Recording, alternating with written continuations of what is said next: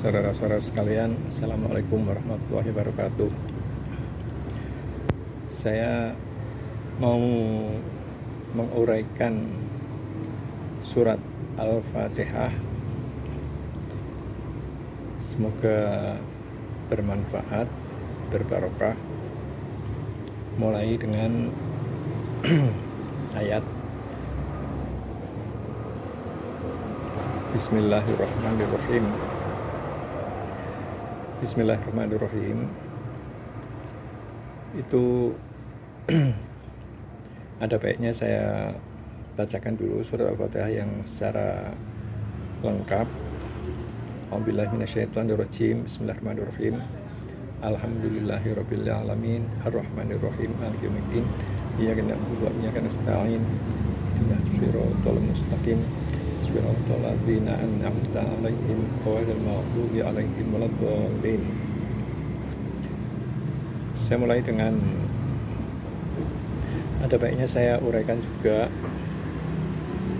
bahwa surat Al-Fatihah itu harus kita baca 17 kali sehari. Kalau sehari 24 jam, 7 jam untuk tidur, berarti sisa yang kita melek itu ada 17 jam. Dan kita baca surat Al-Fatihah 17 kali, berarti rata-rata kita membaca surat Al-Fatihah itu 1 jam sekali. Jadi tiap kali 1 jam kita membaca Al-Fatihah, kita minta petunjuk pada Allah, sehingga kita, kalau kita resapi, surat Al-Fatihah itu menjadikan kita itu jadi orang yang bertakwa. Bertakwa itu pro kepada segala yang baik, yang benar, yang adil, dan anti kepada segala yang jahat, korupsi, maksiat. Jadi betapa pentingnya surat Al-Fatihah bagi orang muslim, dan kita untuk itu kita harus menghayatinya, karena dengan menghayati itu kita akan bisa memasukkan isi surat Al-Fatihah itu tiap jam ke jiwa kita, ke mental kita, sehingga kita bisa dengan mudah menjadi orang yang bertakwa. Orang yang bertakwa akan dijamin sukses di dunia, karena Allah akan memberi rezeki dari jalan yang tak terduga, bighairi hisab, tanpa hitungan. Jadi kita dijamin untuk sukses di dunia kalau kita bertakwa, dan kita dijamin juga untuk masuk surga kalau kita bertakwa. Saudara-saudara sekalian, marilah kita mulai dengan menguraikan Bismillahirrahmanirrahim. Bismillahirrahmanirrahim artinya dengan nama Allah yang Maha Pemurah, yang Maha Penyayang. Bi dengan, bismi itu dengan ismi. Jadi karena digabung jadi bismi. Ismi artinya nama. Allah lafdzul jalalah, nama Allah, nama Tuhan. Ar-Rahman, Ar-Rahim. Bi dalam qawaid, dalam nahwu itu adalah termasuk harfu jar, artinya dia mengkasrohkan kata benda setelahnya, bismi. Kenapa bismi? Kenapa enggak bisma? Kenapa enggak bismu? Karena ada ba, sehingga jadinya ismi. Bismillahi. Kenapa bismillahi? Kenapa tidak bismillahu? Kenapa enggak bismillaha? Karena istilahnya disandarkan pada ismi, mudhof ilaih. Itu ismi kasroh, Allahnya juga kasroh.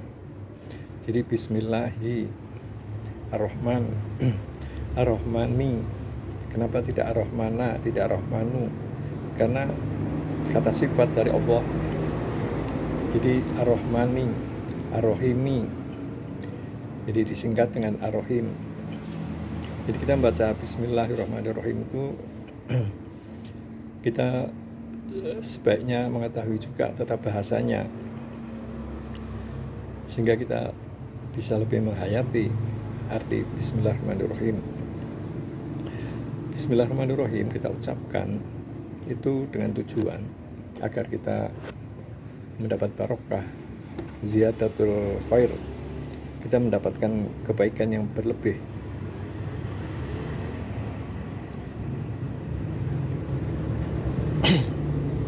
Dengan baca bismillah, kita semoga hidup kita itu berbarokah, bisa bermanfaat. Dengan baca bismillah, kita memohon pertolongan pada Allah. Dengan baca bismillah, kita ada juga yang menafsirkan bahwa karena manusia di dunia itu khalifah Allah fil ard, sebagai pengganti Allah di dunia. Khalifah itu artinya adalah pengganti. Jadi dengan bismillah kita seolah mengganti peran Allah untuk memakmurkan dunia, mensejahterakan dunia dengan mengikuti petunjuk-petunjuk Allah.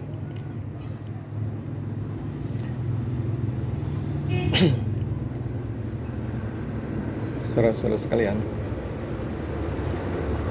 kemudian setelah bismillah adalah alhamdulillahirabbil alamin. Apakah arti alhamdulillahirabbil alamin? Pujian bagi Allah. Jadi kita memuji Allah. Kita memuji Allah.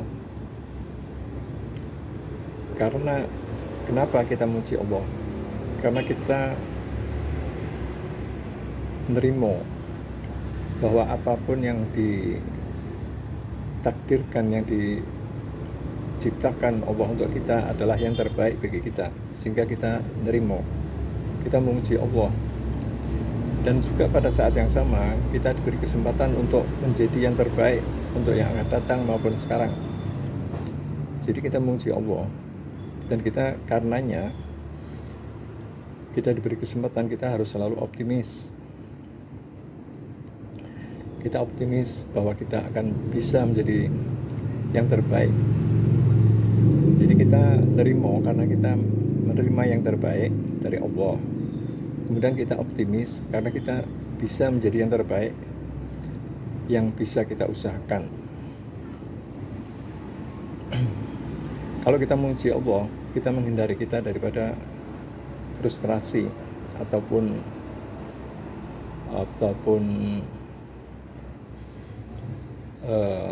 hal-hal negatif yang lain.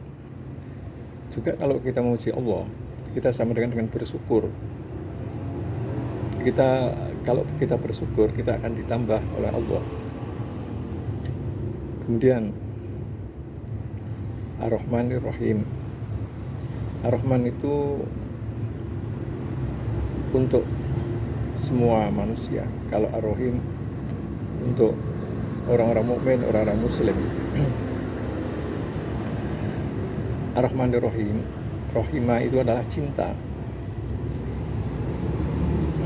Sehingga Allah itu maha pencinta. Kita manusia dianjurkan untuk mencintai apa yang ada. Kita mencintai Allah, mencintai Nabi,